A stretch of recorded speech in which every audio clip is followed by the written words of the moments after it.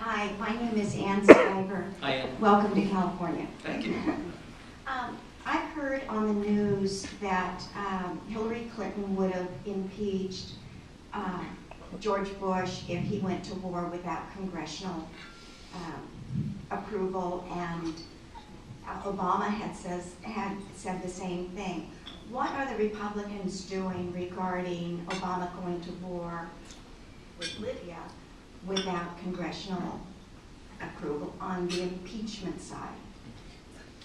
Well, let me say, I think I'm not familiar with Secretary of State Clinton's previous remarks on that. I did see a video where, as a candidate for president, Vice President Joe Biden said if President Bush takes America to war in Iran without gaining approval of the Congress, that he would impeach George Bush. And I mean, I saw the video, so it was not a matter of disputes. That may have been the moment. You know, I haven't heard any discussion along those lines. And again, we're going to have hearings on Capitol Hill. We're going to listen very intently.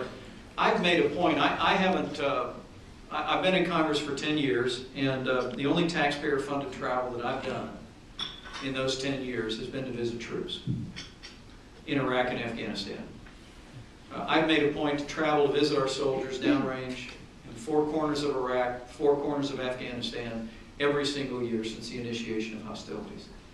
And from my standpoint, when the Commander-in-Chief makes the decision that American military personnel and resources are put into harm's way, job one is to make sure that our military has all the resources that they need to get the job done and come home safe. That's it. What I promise you will not see is what we saw again and again and again under a Democrat majority in the Congress, and that was resolutions to deny funding for, I mean, whatever Republicans may think about the President's decision to go to war in Libya, I can tell you without even looking, Republicans will not play games with funding for our troops. That being said, I do believe there's going to be a very concerted, very consistent effort from the Republican leadership on down to those of us on the Foreign Affairs Committee and elsewhere, asking the hard questions about what is our objective in Libya. The administration has said that Muammar Gaddafi must go. Now we've heard over the weekend that regime change, we may well hear in a matter of a few hours from the President that regime change is not the objective. Okay, well then, so what began as a no-fly zone, now we've moved against armor and personnel and fixed assets on the ground.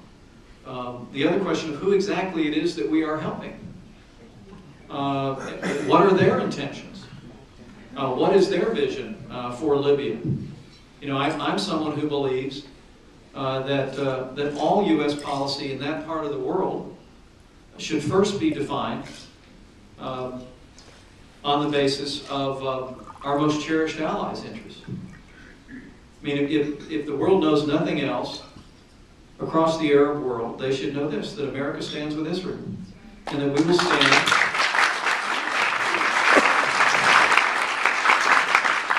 that we will pursue policies that ensure the security of the Jewish state of Israel. And so that needs to inform what we're doing here. And as you see popular uprising in Egypt, as you see what's happening in the civil war in Libya, now you see in Syria, now elsewhere, and of course the looming threat of a nuclear Iran, now more than ever, we need to keep that as not our only interest in the region, but as our first interest.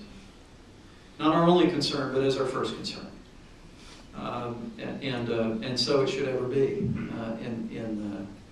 in my heart and my mind. But I think that's the approach you're going to see Republicans take here. There's not going to be any effort to jeopardize funding for the troops. But there is going to be an effort to ensure that the administration clarify the mission, define success, and I think the challenge for the President tonight is to explain to the American people what the vital national interest was, involving at least our military resources and personnel in a civil war in Libya. what our vital national interests. I was very curious this weekend, if you saw it, that Secretary Gates said, is nothing if not a candid man, said that we did not have a vital national interest in Libya.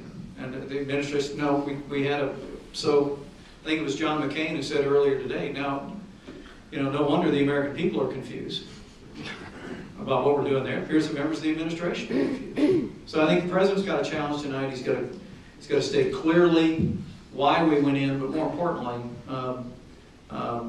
what the parameters of the American commitment is there, and how we will ultimately define a successful mission. It's going to be extremely important. Because I'll say one other thing, and then just take one more question so that you all can get on your way. I went through it all with Afghanistan and Iraq as a policymaker. And I think it was Winston Churchill who said, be wary about responding to the war whoop. Because he said, you will sooner become more its slave than its master. I saw our military personnel roll into Iraq after we authorized the use of force. 6 weeks in, it was safe enough that I traveled with Speaker Dennis Hastert. We went into the theater of operation. It was a masterful victory by conventional military standards. And if you remember, they literally crushed Saddam Hussein's forces. And then a year later, it was very, very different and very challenging. And what, as I begin to hear a lot of people talking about, we can do this very easily, but we ought to put a little more into it, a little more. We ought to send some assets on the ground. I think I've been in these meetings before, and I've been to 11 funerals in my district before. And my one conviction about war, from a policymaker standpoint, is that if the President of the United States comes to that decision, where he deploys American personnel and resources into combat, if he decides that there is a sufficient vital national interest for us to risk our most precious assets, which are our children, and our resources, in pursuing that interest, if that decision is made, then by God, you go to war to win, for no other reason. And you do what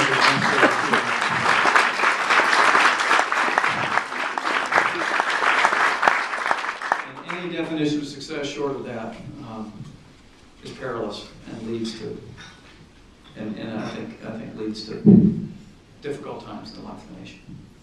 One more.